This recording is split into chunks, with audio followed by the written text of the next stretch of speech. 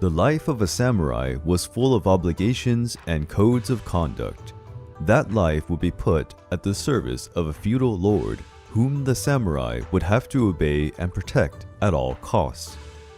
In turbulent times, the samurai were crucial warriors and made a difference on the battlefields. But wars also came to an end. And after all, what purposes do warriors serve when wars are no longer fought?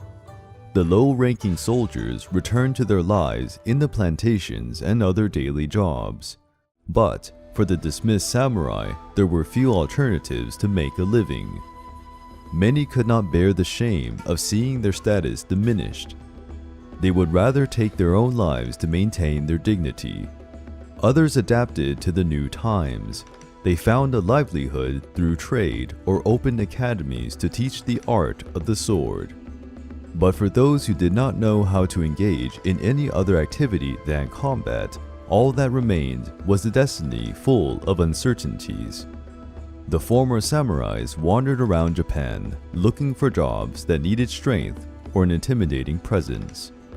They became known as Ronin or wavemen for not staying for long in the same place, dispersing like the sea waves. The Ronin maintained the custom of carrying two swords at the waist, but with less authority compared to the times when they had the title of samurai. In fact, many Ronin were despised in Japanese society. Most ordinary people did not like the samurai and unburdened themselves of their frustrations on those who had lost their nobility titles. For that reason, a Ronin could hardly get an honest job. Many, in order to survive, needed to sell their belongings, including pieces of armor and even one of the swords. Being a Ronin wasn't a lifestyle that one would opt for. In an attempt to regain the title of samurai, many Ronin began to challenge famous swordsmen, hoping to emerge victoriously. In this way, they could be famous, increasing their chances of being hired by some feudal lord. The Ronin agreed to work as paid assassins, mercenaries, and tax collectors. In some cases, they organized themselves into groups to attack government convoys, stealing money and other valuables. That was also a way to take revenge against the feudal lords. The story of the 47 Ronin is one of the most fascinating. In this story, Daimyo Asano was ordained to commit seppuku after having offended and assaulted Lord Kira Yoshinaka during a ceremony at the Shogun Palace.